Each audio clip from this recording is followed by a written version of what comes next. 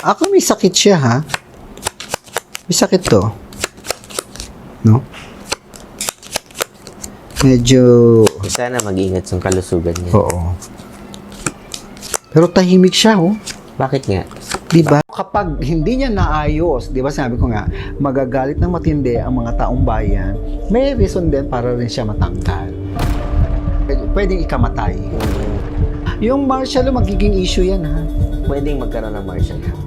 Basta magiging issue yan. Okay. Na patuloy pa rin itong mga gulong ito hanggang April ito. Pero may pinakamalaking gulo na mas nakikita ko na talagang maano ang tao. Pilipinas ba yan? Yung mga nananahimik, biglang magigising. Lalabas. No? Oo. So, yun yung dasal ko na sana maiayos talaga ng ating Pangulo itong sitwasyon niya. Kasi sayang nangihinayang ako kasi, di ba, yung pangalan nila nakabalik. Di ba? Pinagbigyan na nga sila ng chance at pagkakataon na sana ito inayos, pinaganda na nila. May susunod na akong tanong kasi sabi mo, ang isang problema ngayon yung kaguluhan sa isip. Hindi kaya magkasakit ang Pangulong Bongbong? Kumusta ang kalusugan ng ating Pangulo? Ako may sakit siya, ha? May sakit to. No? Medyo... Sana mag-ingat sa kalusugan niya. Oo. Pero tahimik siya, oh. Bakit nga? Diba? Oo nga. Para lang siyang nag-o-observe. Ayaw niya muna magsalita, oh. Siya rin nagsabi ng ano lang, wag muna. Minsan parang babayaan niyo muna. Okay. Magandang araw mga kaibigan. Bigyan natin ng, reaction, opinion, itong post ng Banateros, DDS. Very simple lang. Impeachment versus stage 4. Paunahan. Ano yung impeachment na sinasabi? Siguro, wala namang binanggit dyan. Opinion ko lang ito, baka si BP Sara.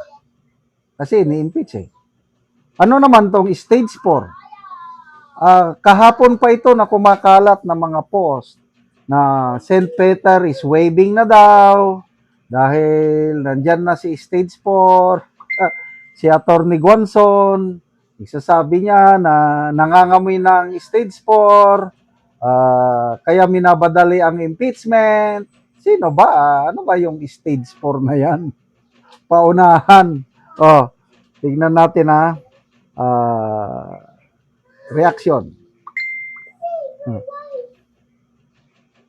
Sandali Punta sa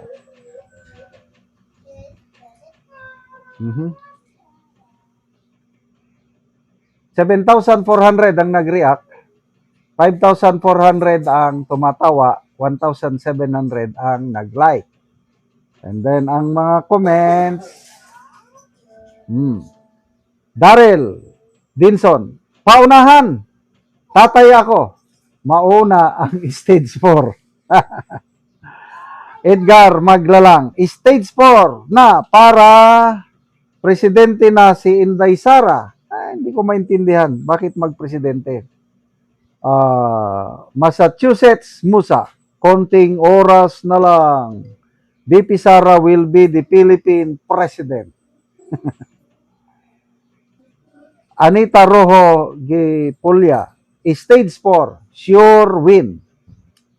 Juana Lito Batombakal, mauuna ang stage 4.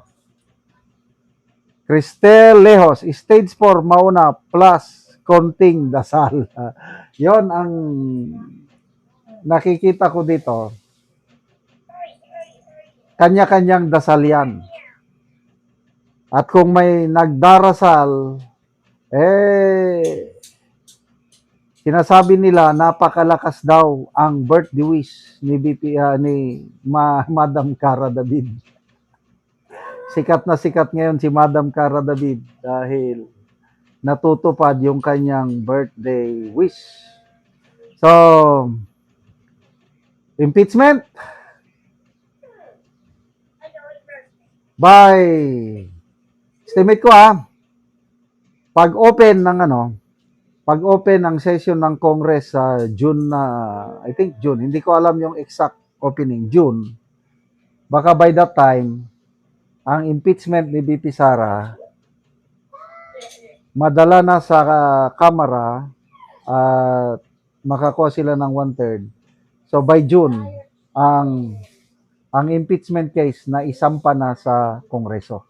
Kaya pala, hindi pa nagsisimula, wala pang naisasampang impeachment case kay BP Sara. Nagsalita na si Senator Soto. Sinasabi niya na, bibilisan namin ang impeachment. Pagdating sa amin,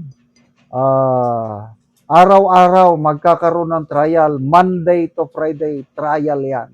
Oh, now it makes sense. Naiintindihan ko na tama yung sinasabi ni Attorney Guanzo na minamadali nila talaga na matanggal na nila through impeachment si BP Sara. Okay.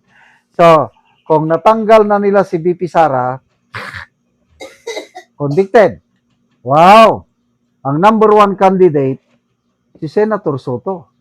Kasi nasa line of succession, ang Senate President, pwedeng paakyat. Kaya lang, it's not automatic. Hindi, depende sa Pangulo. Ang Pangulo ngayon, magre-recommend either isang senador o isang congressman ang i-recommend niya na magiging vice president. Nangyari nung napatalsik si President Erap noong 2001, ang inirecommend ni Pangulong Gloria Arroyo is si Senator Chopisto Gingguna. At dapat botohan ng majority. I think majority, 1/3 ng congressman at senador. At yun. Hindi automatic na ang Senate President maging Vice President. So, ano ba? Hindi ko magets. Sino ba yung nag-i-stage for cancer na yan? Wala akong kilala. I don't know sa inyo kung may kilala kayo na nag-i-stage for ano ba yan? Oh, ayan. Stage 4, bilisan. Malapit na ang liwanag, tama ang sabi ni Martin Luther. Stage 4 for sure win. Romy Bakiran, first come, first serve, matirang matibay, palagay ko manunumpa na sooner. Manunumpa yung magkaganon na. Anyway, sabi nga ni BP Sara, ang gaba dili magsaba. Kung ano ang itinanim, yan ang aanihin.